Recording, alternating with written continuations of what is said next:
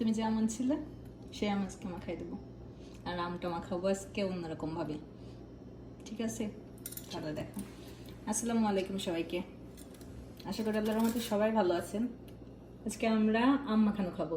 দেশে যখন থাকা হয় আমি সময় তো অনেক আম মাখানো খাওয়া হয়, কিন্তু বিদেশে সবসময় আমই পাওয়া যায়, কিন্তু দেশের মতো স্বাদ হয় না। তবে এভাবে যেমন আম কাটে, এভাবে আম মাখানো আমার খুব পছন্দ। তুমিও তো খাও, তোমারও তো পছন্দ, তুমি সবই খাও তাই তো। আমটা ছেলে নিয়ে এখন শর্টকাটই করে নেবো। ছুরিতেও করা যায়, কিন্তু ছুরিতে করতে ঝামেলা বেশি, এটা আরো সহজ মনে হয়েছে।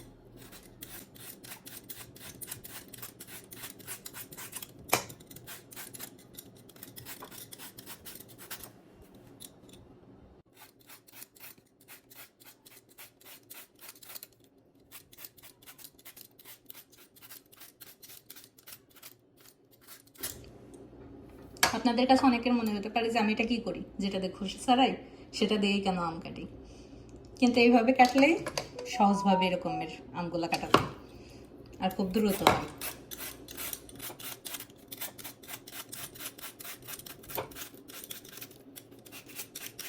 যে আম কাটা শেষ,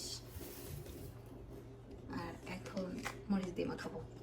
নাগামরিচ, মিশমরিচ, যার যার এলাকায় যেটা চেনে। পুরোটা দিয়ে দেবো? পুরোটা খেতে পারবা? আমি কিন্তু পারবো।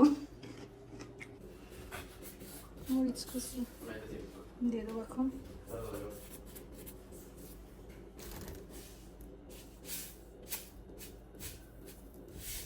লবণ, এখন এটাকে ভালো করে মাখিয়ে নেবো। আম মাখানো অনেক স্বাদ লাগে, কার কার কাছে ভালো লাগে বলেন তো?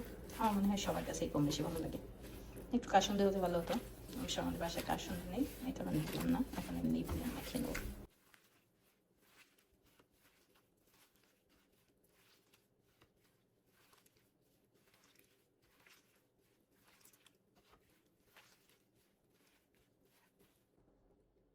এই তো ফাইনালি আমার আম মাখানো শেষ।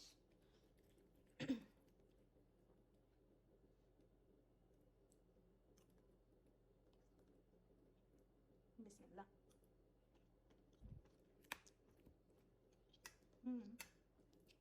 ভালো হয়েছে, মোটামুটি চলে, দেশের মতো স্বাদ না হলেও মাশাআল্লাহ ভালো। নাও তুমি একটু খেয়ে দেখো।